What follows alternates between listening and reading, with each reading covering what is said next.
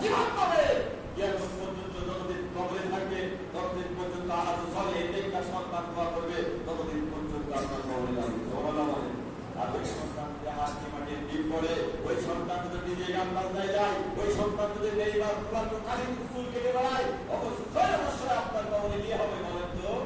ওই সমপরিমাণ গুনাহ আপনার আপনি কবরে আগুন তো জ্বলছেই, এরপরে পাথর দেওয়া হবে, এরপরে দামি দামি এগুলা আগুন বৃদ্ধি করা হয়, আগুন বৃদ্ধি পেট্রোল ঢেলে দিই, কেরোসিন ঢেলে দিই, আপনার কবরে যখন বেশি জ্বলতে যা কিছু করা লাগবে এটা আমার সবই বুঝি। আপনার ছোট্ট সন্তান লাগে বাবা মাস্টারকে এক খাতা ছেড়েছে দেন, আমার খাতা গলায় বাদ করে আপনার সন্তানকে বলছেন মা দাও, আমাদের সন্তান কি কষ্ট, অথচ আপনি যে বাবা এখন জাহান্নামের ভিতরে ঘরের ঘুরে আসবেন আর আপনার বেটার বা আপনার বেটা এখন বন্ধুর সরকার করে নষ্ট হয়ে থাকে, ওরা কোথায় আছে? একটা আমার নিজের কুলের কাছে একবার প্রশ্ন করে রাখে আপনার সন্তান আপনার বেটার এখন ওই জাহান্নামের আগুনে জাহান্নাম খাচ্ছে, রাম বুঝতে পারছেন না। হায় আফসোস, হায় আফসোস এর বলবে আমি তো হাজির ছিলাম, আমি তো সৌদি আরবে গিয়েছিলাম, কি করলাম? এমন একটা কথা বলতে গেলে মনে পড়ে যায়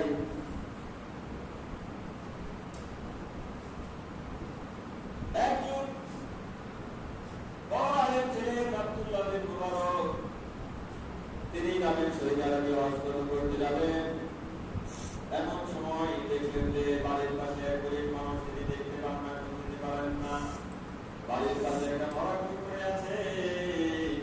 এক পরিবারের লোকজনকে মরা গরু কেটে মাঝখান থেকে গোশতগুলো চামড়া আলাদা করে কেটে কেটে ফেলে দিয়ে ভালো মাংস থেকে নিয়ে এসেছে। ওই মাংসগুলো ওই গরিব মানুষ রান্না করে, আর ওই রান্না করা মাংসের গন্ধ আব্দুল্লাহ বিন মুবারকের ছেলের নাকে চলে যায়। ওই বলতে যাচ্ছিল এমন সময় বিবাহ ছেড়ে দিয়ে বাড়ির ভিতরে চলে যায়, বলে আমাকে খেতে দেন। 3-4 দিনের না খাওয়া ওই পরিবারের লোকজনকে বলে একটু প্রশ্ন করতে দেবে। এরই মধ্যে আব্দুল্লাহ বিন মুবারকের সন্তান ওখানে হাজির। এখন বলতেছে বাবা তোমাকে খাবার দেওয়া যাবে না, কারণ তারা তো ধনী, তারা তো কোটি কোটি, তারা তো খাবার খাবে না, একটু করার প্রশ্ন যে এসেছে সে জানে ওই বাবা দিতে চায় না। আব্দুল্লাহ বিন মুবারকের সন্তান কেঁদে কেঁদে ওখান থেকে চলে আসে, বলে দেয় বাবা আমার অমুকের বাড়িতে গরুর মাংস রান্না হয়েছে, আমাকে খেতে দেয়নি, আমি কান্না করেছি, তারপরে আমাকে দিল না। আব্দুল্লাহ মুবারক তখন বললো যে তার নামকে চলে যায়। আব্দুল্লাহ মুবারকের সন্তানকে নিয়ে ওই মানুষের বাড়িতে চলে গেল। এমন সময় ওরা যখন খাবার শেষ হয়নি, এমন সময় গিয়ে আব্দুল্লাহ বিন মুবারক হাজির হয়ে গেছেন। সেই সময় বড় ধরনের আলেম ছিলেন তিনি, নাম করা আলেম। তখন দেখলো যখন ওই বাচ্চা বলতেছে বাবা আমার এরা তো এখনো খাচ্ছে, আমাকে খাবারগুলো খাওয়া দিলেন। তখন ওই লোকটা কেটে কেটে বলে আব্দুল্লাহ বিন মুবারক ভাই আমার, আমাকে কষ্ট দিবেন না, এই কথাগুলো শোনো, আপনারা দামি মানুষ, আপনার কোনো করার খাবেন না। আমার পরিবার 3-4 দিন ধরে দেখা অবস্থা, আমাদের পেটে বাড়ির যন্ত্র নাই। এমন সময় কি করবো, ওই পাশে একটা গরু মরা গরু করেছিল, মরা গরুর খাল কেটে ওখান থেকে একটু ভালো কিছু বের করে দিয়েছে, রান্না করেছি। এই মানে আপনার সন্তান আমার কাছে কেটে কেটে চলছে, খেতে দেন, বলেন তাকে যদি মরা গরু কোথায়, আর আপনি যদি জানতে পারেন তাহলে আমার অবস্থা কি হবে?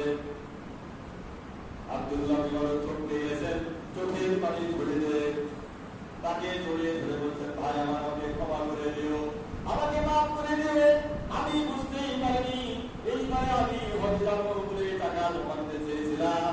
ভাই আমার তুমি কষ্ট পেও না, তোমাকে খবর দিতে পারিনি, ও ভাই আমার আমাকে মাফ করে দাও, আল্লাহ যেন আমাকে ক্ষমা করে, আর এই না হতে টাকাগুলো আমি তোমাকে দিয়ে গেলাম। আল্লাহ বলে টাকাগুলো দিয়ে যায়, বলে ভাই আমার টাকা তোমাকে ধার দিলাম না, তুমি এই টাকাগুলো না নিয়ে ব্যবসা করো, তুমি বা বড় কিছু করে আমাকে টাকা তুমি ফেরত দাও, এরপরে ফেরত দিও।